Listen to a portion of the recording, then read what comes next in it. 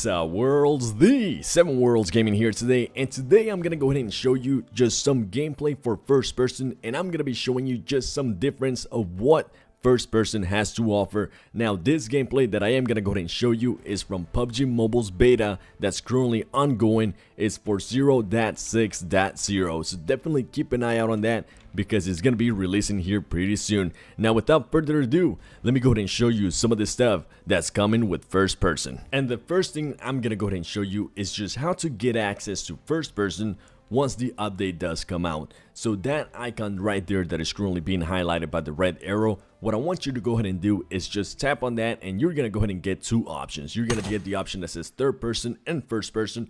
Definitely go ahead and select the first person option. Now in first person, you're gonna be able to play only in classic. You are gonna be able to play solo, duo, and squads. And if you decide to, you can actually just go ahead and select both maps, and you'll be able to play first person in Erangel and Miramar, so that's really cool. Now let's go ahead and jump into a game so I can actually go ahead and show you what first person looks like, and also show you some of the other cool stuff that you're going to be able to do in first person, and just some of the settings you might want to play with once you actually get into the game. And as the game's starting here and we're about to start parachuting, I just want to go ahead and let you know that while you're playing in first person server, while you are parachuting and while you're driving, you will be actually able to do those tasks in third person. So definitely go ahead and use them to your advantage, especially when it comes to driving. I think that will be very helpful in just being able to find snakes on the ground. So just a quick little heads up, and I will in the future be doing a tips and tricks on just first person overall. So definitely make sure you are subscribed to the PUBG Mobile channel, and let me know in the comments below from this video, what do you like so far about first person once you're done with the video. And as you land, the screen is gonna go ahead and go straight to first person, and you're more than likely gonna go ahead and look around like I did right here,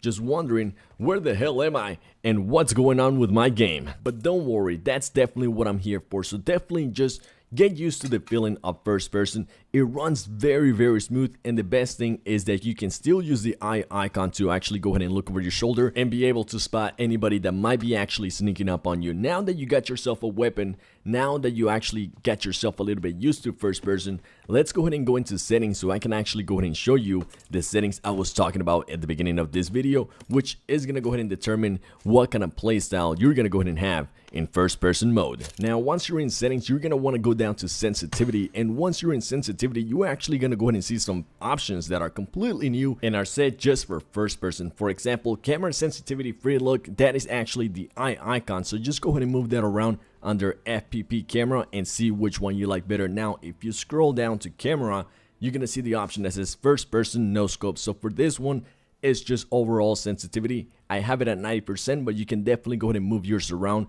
and see which one you like better. Now under ADS, aiming down the sides, first person no scope on the top right hand side, that is mostly gonna go ahead and be for the iron sights, so definitely test that out. I have it at 88.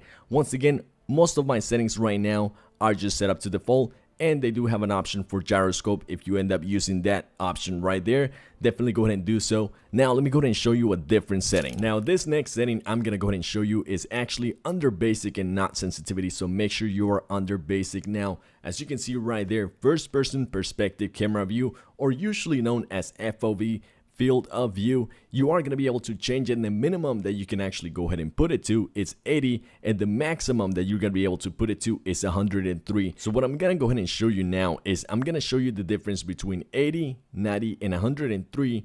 That way you can get a little bit more perspective of what the actual change is to it once you change that setting, and you don't actually have to go ahead and do it yourself. You can just look at this video and figure out which one you might like a little bit more. This right here, the FOV is actually at 80.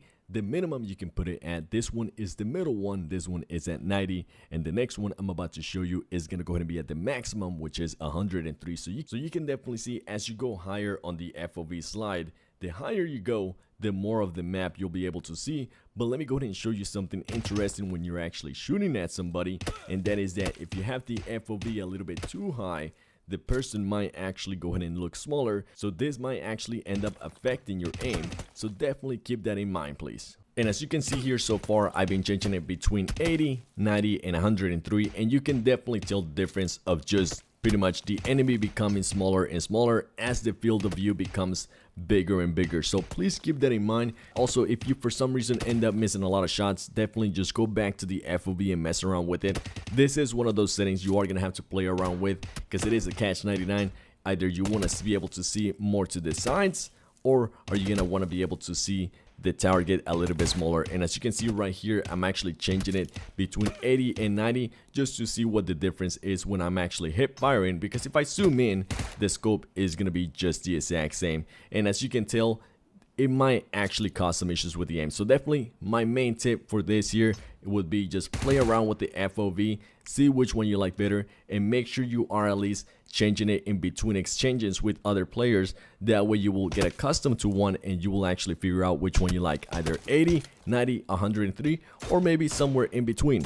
So far, my personal preference is something in the lower 90s, just because I want to be able to see my enemy team a little bit more. I don't want it to be far away because your boy already has potato aim as it is, so I don't need to miss any more shots. And this right here is actually very interesting. I really wanted to show you this because next to that fence, you're actually able to see over the fence, but you are not able to shoot over that fence. So definitely just know a lot of stuff that you used to be able to do in third person, you're really not going to be able to do here in first person. So definitely get accustomed to that. Good thing though that you are able to see over the fence is that you're going to be able to pick up people like that are just going to be running at you and might not see the top of your helmet. So that's pretty sweet to know. Now this next clip I'm actually going to go ahead and show you is me trying out melee weapons for the first time in first person shooter.